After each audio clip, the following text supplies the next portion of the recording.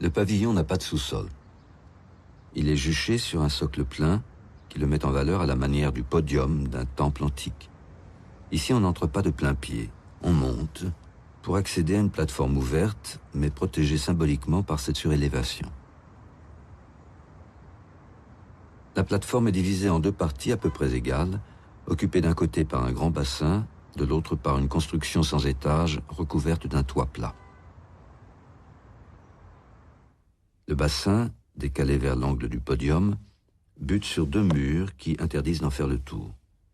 Un autre mur ferme le fond. Un petit local technique semble comme rejeté à l'extérieur. Du côté opposé, la partie couverte se termine par un petit bassin intérieur orné d'une statue.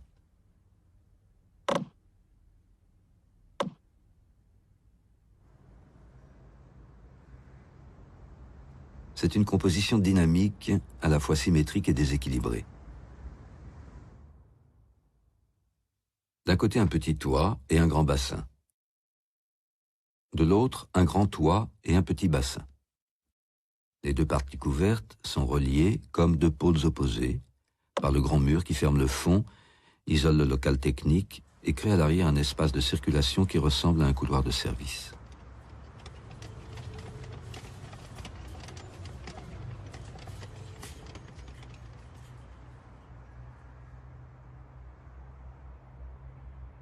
La ligne horizontale règne ici en mètres. La grande ligne de fuite du mur, figure de la vitesse. La ligne du toit plat, symbole du mouvement moderne, à laquelle répond l'horizontale de la surface du grand bassin. Et pour que rien ne vienne distraire de ce jeu de miroir, on n'a pas hésité à retoucher certains tirages de façon à faire disparaître une verticale intempestive.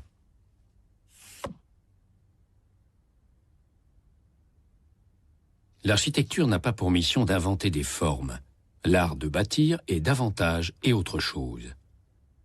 Le renouvellement de l'architecture ne peut être entrepris qu'en partant de la construction, et non de motifs qu'on lui impose de manière arbitraire. Bâtiment et sens font un. La construction ne détermine pas seulement la forme, elle est la forme même.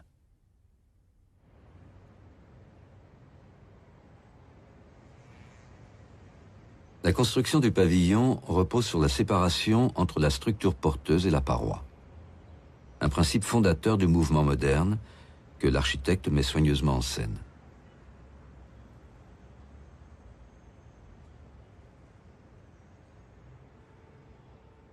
Huit minces poteaux métalliques disposés en rectangle de façon parfaitement régulière constituent la structure porteuse.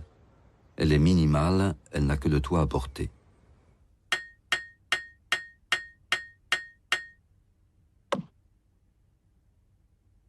Libérées de toute fonction structurelle, les parois sont une simple membrane que l'architecte dispose comme il veut. L'extrémité du pavillon est fermée par trois murs de marbre qui se prolongent sur le devant par un mur de verre. Cette enveloppe extérieure, dont les pans semblent s'arrêter sans raison, a un air d'inachevé. Si on la complète, on obtient un rectangle que l'architecte aurait fait éclater par une série de déplacements. Le bout de mur qui manque au fond, devenant le grand mur. L'angle disparu réapparaissant au bord du grand bassin. Personne avant Mies van der Rohe n'a entrepris une décomposition aussi radicale de la boîte d'habitation. Il peut se le permettre, il construit et déconstruit une maison où personne ne doit habiter.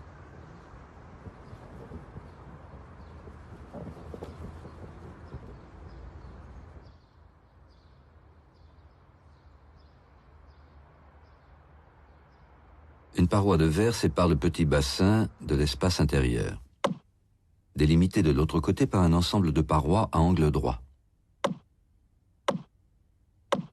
Toutes sont placées à l'intérieur du rectangle dessiné par les poteaux métalliques.